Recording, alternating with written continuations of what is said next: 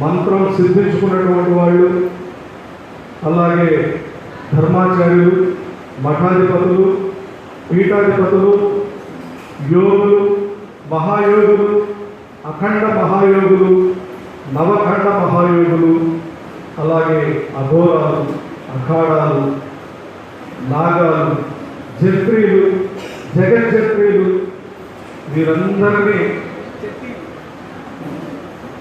వీరందరికీ జన్మనిచ్చినటువంటి మన తల్లి భారత మాత, ఈ ఎందరో మహానుభావులు, అలాగే వివిధ సంస్థల నుంచి, సుదూర ప్రాంతాల నుంచి విచ్చేసినటువంటి హిందూ ధర్మ ప్రతినిధులందరికీ కూడా వారందరికీ నమస్కారాలు, హృదయపూర్వక నమస్కారాలు తెలియజేసుకుంటూ, హిందూ ధర్మ శంకారావం కార్యక్రమానికి రావడం, నేను 1992 డిసెంబర్ 1 అయోధ్య నగరానికి చేరుకున్నాను.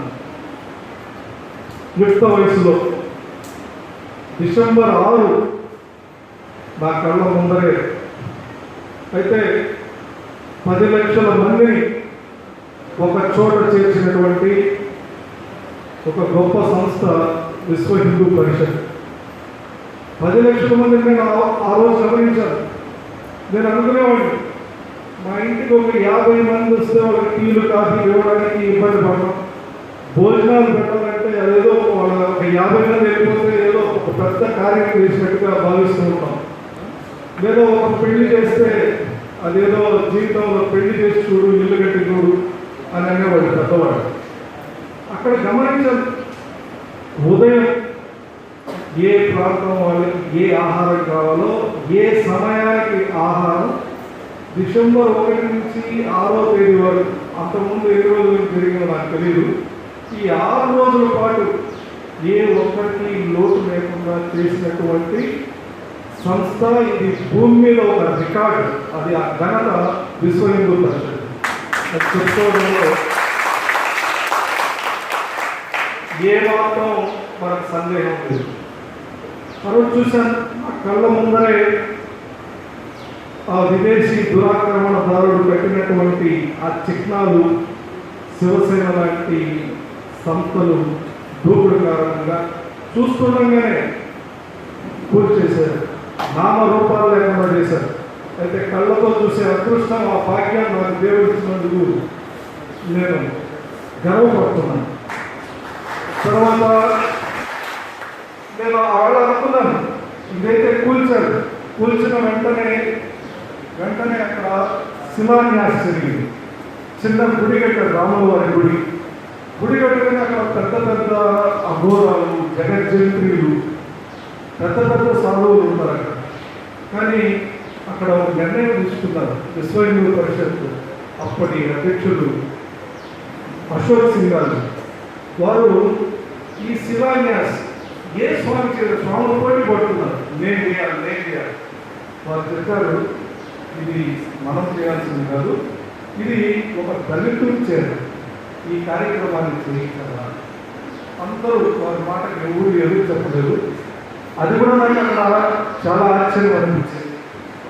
అక్కడ ఒక దళితుడి చేత రాముల వారి శిలను ప్రతిష్ఠింపజేశారు. మామూలుగా పెట్టుకుంటాం దళితుల్ని గుళ్ళోకే రానివ్వాలి, అటువంటిది అక్కడ రాముల వారి జరిగింది. అది కూడా కళతో చూసి దర్శించుకున్నాం. అయితే ఆ రోజు అనుకున్నా, ఇది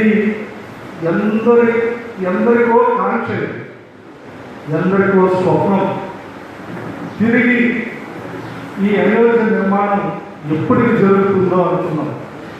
కానీ మన దేశ ప్రధాని, విశ్వ నాయకుడు, ఒక నరేంద్ర వివేకానందుడు, ఒక సుభాష్ చంద్రబోస్, ఇద్దరు కలబోసినటువంటి భారత సింహం మన ప్రధాని కావడం మన అదృష్టం.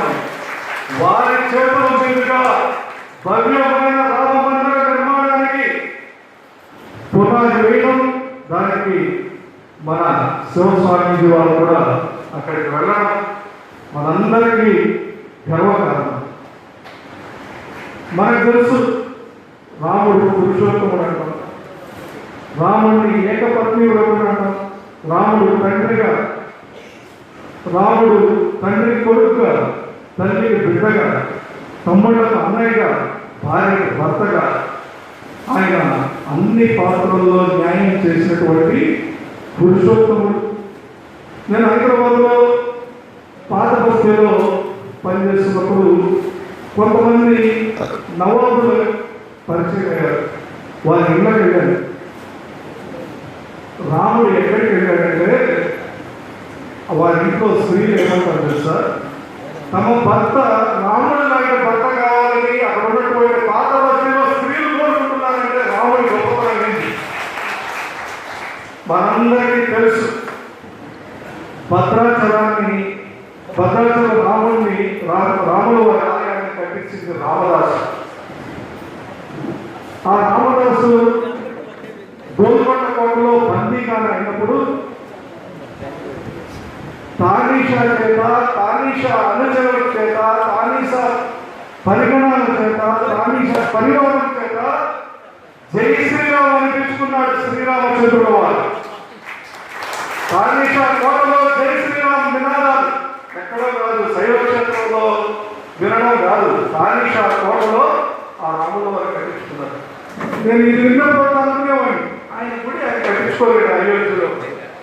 అయితే సమయం వచ్చింది, అది ఎవరి చేత జరగాలో ఒక భారత సింహం చేత పునాది వేయించుకోవాలనుకున్నాడు, వేయించుకున్నాడు.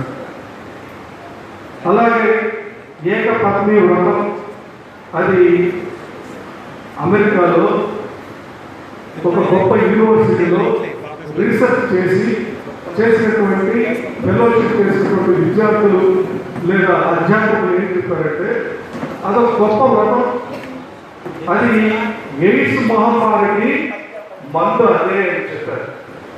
అంటే రామాయణం ఎంత గొప్పదో, రాముడు ఎటువంటి గొప్ప వ్రతాన్ని పాటించాడో మనందరికీ ఆ ఏకపత్ని వ్రతం ద్వారా మనకు అర్థమవుతుంది. అంతేకాదు మన దేశం ఇంతకుముందే మన రాష్ట్ర రభసారథి వారు నా మాతృభూమి ధర్మభూమి, నా మాతృభూమి పుణ్యభూమి, నా మాతృభూమి కర్మభూమి, నా మాతృభూమి వేదభూమి అన్నారు. మనకు తెలుసు వేదభూమిగా ఈ దేశానికి ఎందుకు పేరు వచ్చింది. వేదభూమిగా వేదాలు ఈ దేశంలో, ఈ ప్రపంచంలో, ఈ దేశంలో మాత్రమే వేదాలు ఉంటాయి. అంతేకాదు జగద్గురువుగా ఈ దేశాన్ని నిలబెట్టినటువంటి 2 విశ్వవిద్యాలయాలు, ఒకటి తక్షశిల, రెండవది నలంద. తక్షశిల ఇప్పుడు పాకిస్తాన్లో ఉంది, నలంద బీహార్లో ఉంది. నలంద విశ్వవిద్యాలయం ఉన్నటువంటి పేరు ఇప్పుడు కూడా మన దురదృష్టం బక్తియార్పూర్గా పిలుచుకుంటున్నాం. బక్తియార్పూర్ అంటే మనం అనుకుంటున్నాం, కాదని బక్తియార్ ఖిల్జీ అనే ఒక విదేశీ దురాక్రమణదారు నలంద విశ్వవిద్యాలయాన్ని, దీని గురించి ఒక 2 విషయాలు చెప్తాను. నలంద విశ్వవిద్యాలయం ఆ రోజుల్లోనే అక్కడ విద్యార్థులకు కళలు, సాహిత్యము, అన్ని రకాల విద్యలతో పాటు గ్రహాంతర వాసులతో కనెక్ట్ కావడం, జ్యోతిష్యము ఇలాంటి విద్యల్లో ప్రావీణ్యం కలిగినటువంటి నలంద విశ్వవిద్యాలయం. అప్పటికే అక్కడ 10,000 మంది విద్యార్థులు ఉన్నారు, సుమారు 800 మంది ఆచార్యులు ఉన్నారు, ఇంకా కొంతమంది శిక్షణ ఇచ్చేటువంటి వాళ్ళతో సుమారు 1100 మంది శిక్షణ ఇచ్చేటువంటి వాటితో నలంద విశ్వవిద్యాలయం విరాజిల్లుతుంది. ఈ బక్తియార్ ఖిల్జీకి ఒక వింత వ్యాధి వచ్చింది. బక్తియార్ ఖిల్జీకి వింత వ్యాధి తగ్గించాలని ఆ మతంలో ఉన్న మత వైద్యులందరూ ప్రయత్నం చేశారు, కానీ ఆ వింత వ్యాధి తగ్గలేదు. ఈ నలంద విశ్వవిద్యాలయంలో ఆ వింత వ్యాధిని ఆచార్యులు తగ్గించగలిగారు. దాని తర్వాత కృతజ్ఞత లేకుండా నలంద విశ్వవిద్యాలయాన్ని 100 మంది కరుడు పెట్టిన మత ఛాందసవాదులతో, ఇస్లాం మత ఛాందసవాదులతో పంపించి అక్కడ 10,000 మంది విద్యార్థులకు నియమం చెప్పారు మన ఆచార్యులు. క్రమశిక్షణ, ఇంతకుముందు ఎలాగైతే క్రమశిక్షణ అన్నారో ఆ క్రమశిక్షణ చెప్పారు. విద్యార్థులు ప్రాణాలపైన ఎదుటి వారిని దాడి చేయకూడదని ఒక క్రమశిక్షణ నియమం పెట్టారు. ఈ 100 మంది వచ్చి ఆ విషయం తెలుసుకొని 10,000 మంది విద్యార్థుల్ని ఘోరంగా కాల్చివేశారు, ఘోరంగా చంపేశారు. ఈ భూమి మీద 10,000 మంది విద్యార్థులను చంపేటువంటి చరిత్ర ఎక్కడా లేదు. ఆచార్యులు చంపేశారు.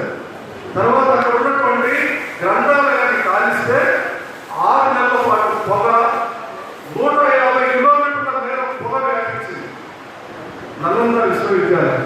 అయితే ఆ నలంద విశ్వవిద్యాలయాన్ని తగలబెట్టినటువంటి భక్తియాత్మక పేరుతో ఇప్పటికి కూడా మన ప్రధానమంత్రి నరేంద్ర మోడీ ఉన్నప్పటికీ కూడా మనం నలంద విశ్వవిద్యాలయంగా మార్చుకోలేకపోతున్నాం. నేను ఈ విశ్వ ధర్మ పరిరక్షణ వేదిక ద్వారా అడుగుతున్నాను, ఇప్పుడు కాకపోతే ఇంకెప్పుడు ఆ భక్తియాత్మని నలంద విశ్వవిద్యాలయంగా మార్చే తీర్మానాన్ని కూడా తీసుకుంటానని చెప్పి నేను సవినయంగా వారిని అభ్యర్థిస్తున్నాను. రెండో విషయం కోసం మనకు తెలుసు, రాజస్థాన్ రాజపుత్రుల జన్మ ప్రదేశం, రాజపుత్రుల పురిటిగడ్డ, రాజపుత్రుల జీవించిన ప్రదేశం రాజస్థాన్. చరిత్రలో రాజపుత్రుల వీరత్వానికి కానీ, శౌర్యాత్వానికి కానీ, సాహస పరాక్రమాలకి వారు పెట్టింది పేరు. వారి వీరత్వం స్ఫూర్తిదాయకమైంది. మనకు తెలుసు, హతీరాణి మన దేశం కోసం, మీకు తెలుసా బ్రిటిష్ వాళ్ళు ఎంతమందిని ఉరి తీశారు ఈ దేశం కోసం, ధర్మం కోసం పోరాడింది. లండన్ లైబ్రరీలో రాశారు. ఎంతమందో తెలుసా? 3,50,000 మందిని ఉరి తీశారు. వారి బలిదానాలు ఊరికే పోతాయా? ధర్మం కోసం నిలబడి వాళ్ళు 3,50,000 మంది. కుదిరో మీకు తెలుసు, జడ్జి ఉరిశిక్ష చేశాడు. ఆయన గట్టిగా నవ్వాడు. జడ్జికి థ్యాంక్స్ చెప్పాడు. ఎందుకు చెప్పాడు? జడ్జి ఆశ్చర్యపోయాడు. ఉరిశిక్ష చేసి థ్యాంక్స్ చెప్పాడు. నా దేశం కోసం త్వరగా చేసుకోమని నేను మళ్ళీ పుట్టాలా? నా దేశం కోసం మిమ్మల్ని బయటపడడానికి నేను మళ్ళీ పుట్టాలి. ఆశ్చర్యపోయినాడు. బ్రిటిష్ వాడు భయపడుతున్నాడు. ఇదేంటి? 100 యువకులు దేశం కోసం, ధర్మం కోసం పోరాడారు. ధర్మ శంకరావరం కోసం ఇవన్నీ పెట్టుకొస్తుంది. అతిరాణి 20 సంవత్సరాల యువతి అతిరాణి ఒక 21 సంవత్సరాల యువకుడిని, చుండావత్ అనే యువకుడిని పెళ్లి చేసుకుంటుంది. ఇది 1653, 1680 మధ్యలో జరిగినటువంటి రాజస్థాన్లో జరిగినటువంటి కథ. అప్పుడు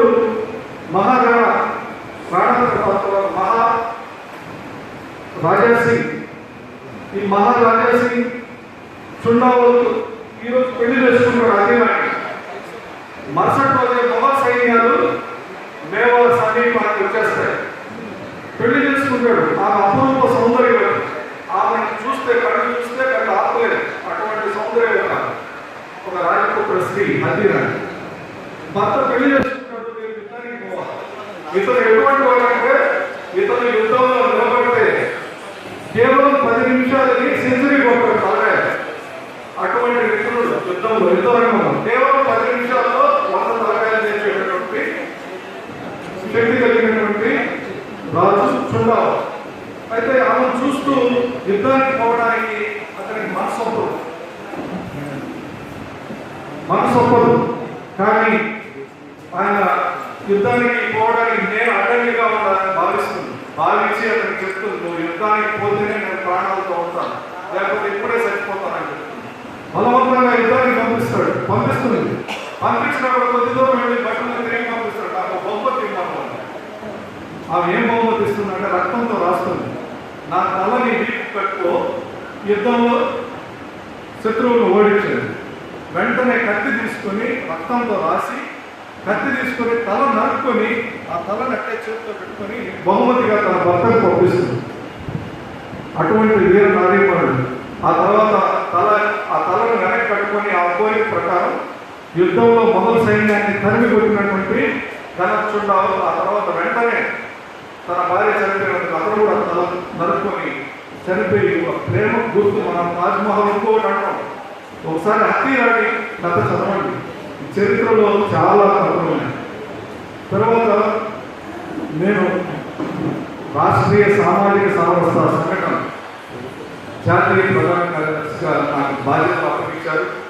దీనికి భారతదేశ ఆల్ ఇండియా ఇన్ఛార్జ్గా Sanjay Vinayak Joshi RSS full timer, ఇంతకుముందు గతంలో వాజ్పేయి హయాంలో భారతీయ జనతా పార్టీకి అఖిల భారతీయ సంఘటన మంత్రిగా చేశారు. ఇప్పుడు కూడా ఫుల్ టైమర్.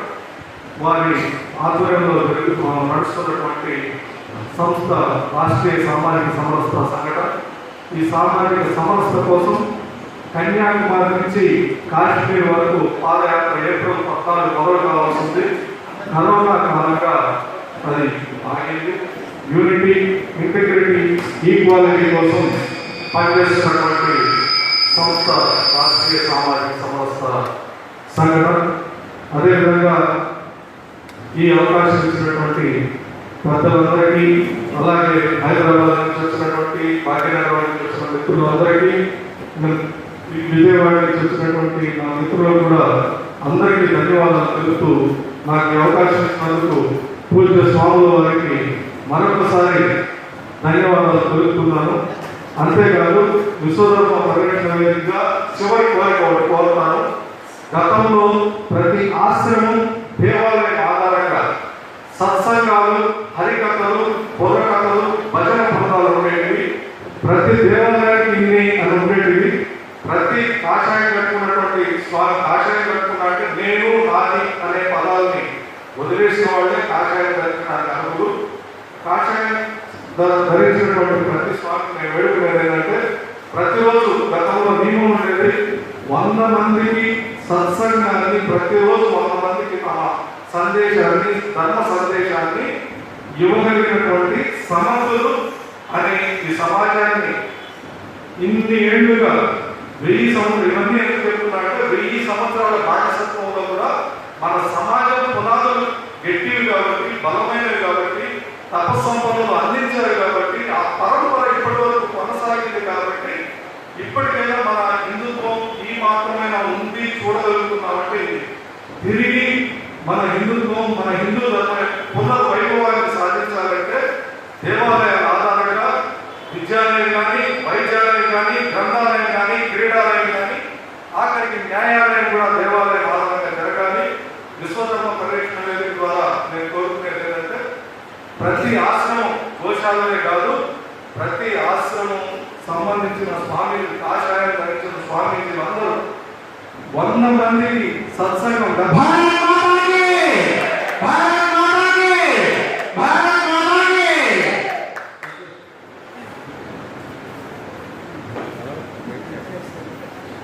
स्वामी जी